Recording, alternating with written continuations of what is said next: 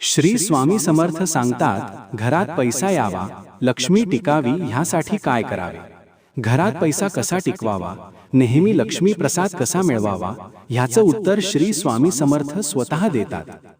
एक भक्त स्वामी समर्थांना विचारतो, माझ्या घरात पैसा येतो पण टिकत नाही, नेहमी तुटवडा भासतो, काय करावं?